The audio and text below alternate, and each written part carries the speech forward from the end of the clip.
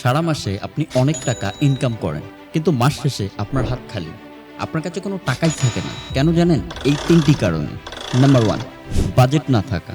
আপনি প্রতি মাসে অনেক টাকা ইনকাম করেন, কিন্তু আপনার খরচের কোনো হিসাব নেই। যদি আপনার খরচের কোনো হিসাব না থাকে, তাহলে আপনি যত টাকাই ইনকাম করেন না কেন, মাস শেষে আপনার কাছে কোনো টাকাই থাকবে না। নাম্বার 2, অপ্রয়োজনীয় খরচ। সবার আগে আপনাকে প্রয়োজনীয় এবং অপ্রয়োজনীয় খরচের মধ্যে পার্থক্য বুঝতে হবে।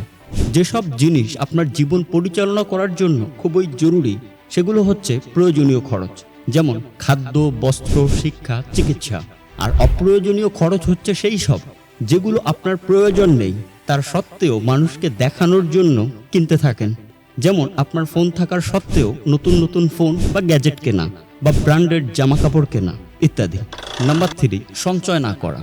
আপনি প্রতিদিন যে টাকা ইনকাম করেন, সেই টাকা যদি সেদিনই খরচ করে ফেলেন, তাহলে মাস শেষে আপনার কাছে টাকা থাকবে কিভাবে? এই সমস্যা সমাধানের জন্য আপনি মাসের শুরুতেই বাজেট নির্ধারণ করুন, অপ্রয়োজনীয় খরচ থেকে বিরত থাকুন এবং নির্দিষ্ট একটি অ্যামাউন্ট সঞ্চয় করুন। এর জন্য আপনি ব্যবহার করতে পারেন 50-30-20 মানি ম্যানেজমেন্ট রুলস। 50% হচ্ছে আপনার নিডস অর্থাৎ প্রয়োজনীয় খরচ, 30% হচ্ছে আপনার চাহিদা এবং ইচ্ছার জন্য, আর 20% হচ্ছে আপনার সেভিংস অ্যান্ড ইনভেস্টমেন্ট।